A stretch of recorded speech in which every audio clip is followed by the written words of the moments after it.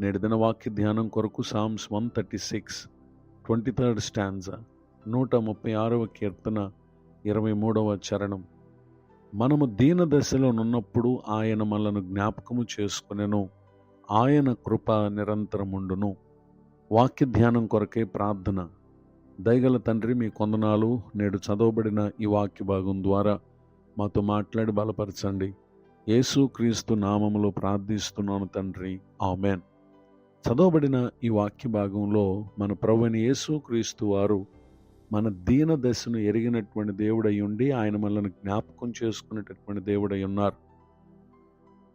దీన దశ అనగా మానవ జీవితంలో కృంగిన స్థితి, పలు బాధలను శ్రమలను ఎదుర్కొంటూ వేదనతో నిండిన స్థితి, ఒంటరితనము, ఇలా పలు పరిస్థితులు మనలను మరణాపేక్షకు గురి చేసేటటువంటి స్థితిగతులు. ఇట్టి పరిస్థితుల్లో మనల్ని సృజించినటువంటి దేవుడు ఆయన మనలను జ్ఞాపకం చేసుకునేటటువంటి దేవుడు, అనగా మనల్ని పట్టించుకునేటటువంటి దేవుడు. గనుకనే ఆయన కృప అది గతంలో మాత్రం కాదు కానీ నేటికి అది ఉండునది, లేక ఆయన కృప నిరంతరం ఉండును అనేటటువంటి మాటలో మనం చూస్తూ ఉన్నాం. పరిశుద్ధ గ్రంథంలో రాయబడినటువంటి ఒక సంఘటన మనం పరిశీలన చేస్తే book of Exodus chapter 2 verse 23, నిర్గమకాండము 2వ అధ్యాయము 23వ వచనంలో, అలాగున అనేక దినములు జరిగిన మీదట ఐగుప్తు రాజు చనిపోయెను. ఇశ్రాయేలీలు తాము చేయుచున్న వెట్టి పనులను బట్టి నిట్టూర్పులు విడుచుచు మొరపెట్టుచుండగా తమ వెట్టి పనులను బట్టి వారు పెట్టిన మొర్ర దేవుని యొద్దకు చేరెను. చదవబడినటువంటి ఈ వాక్య భాగంలో నిట్టూర్పులు విడుచుచున్న ఇశ్రాయేలీలు మనం చూస్తూ ఉన్నాం. ఈ మాటలు వింటున్న ప్రియులకు మీరు ఒకవేళ ఇలాంటి పరిస్థితిలో ఉన్నారా, లేదా అట్టి పరిస్థితుల నుండి విడుదల పొంది ఉన్నారా? అట్టి సంగతులు ఏవైనా మీ అనుభవాలలో ఉంటే వాటిని SMS ద్వారా, కామెంట్స్ ద్వారా తెలియపరచగలరు.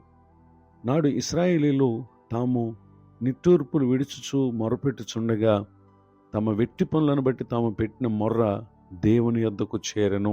ఎంత ఆశ్చర్యం! భూమి మీద మన బాధను, మన కష్టమును ఎవరైనా వినవచ్చు, వినకపోవచ్చు. దేనిని గురించి మనము ఎంతమాత్రం కూడా కృంగిపోక, మనలను సృజించినటువంటి దేవుడు ఉన్నారని ఆయనకు మనం మొరపెట్టే వారంగా ఉన్నప్పుడు, మనుషులు పట్టించుకోకపోయినా, ఎవరూ మనలను ఆదరించకపోయినా, మనల్ని కలుగు చేసినటువంటి దేవుడు మనలను ఆయన జ్ఞాపకం చేసుకునేటటువంటి దేవుడు, లేదా పట్టించుకునేటటువంటి దేవుడు.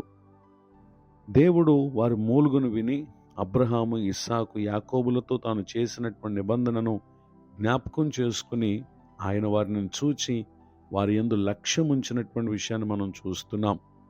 అనగా ఆయన వారిని జ్ఞాపకం చేసుకుని పట్టించుకున్నటువంటి విషయాన్ని ఇక్కడ మనం చూస్తూ ఉన్నాం.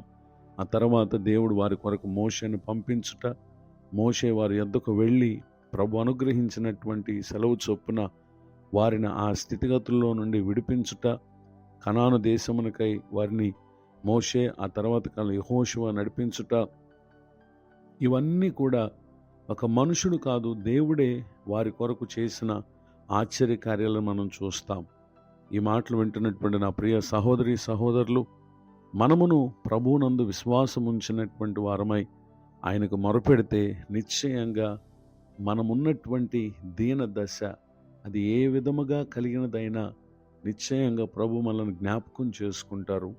మన యందు కృప చూపించి మన ప్రతి పరిస్థితులన్నిటినీ ఆయన బాగు చేసి నెమ్మది సమాధానం ఇస్తారు.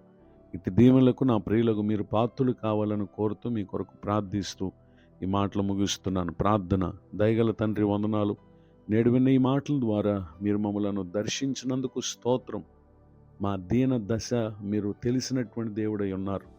కృంగిన వారిని, వేదనలు ఉన్నవారిని దర్శించి ఆదరించి లేవనెత్తండి. మీ పరిచయలో ప్రయాసపడుతున్న దైవ సేవకులను, వారి కుటుంబములను దీవించండి. నేడు పెళ్లి రోజు మరి పుట్టినరోజు జరుపుకుంటున్న ప్రియులను నూతనమైన మీ దీవెనలతో బలపరిచి తమ దీన దశను మార్చి ఉన్నత దశను అనుగ్రహించే దేవుడిగా మీరు ఉన్నారు కనుక మీ కృతజ్ఞత తెలియజేస్తూ యేసు క్రీస్తు నామములో ప్రార్థిస్తున్నాను తండ్రి, ఆమెన్. తండ్రి, కుమార, పరిశుద్ధాత్మ దేవుడితో నడిపించును గాక. ఆమెన్.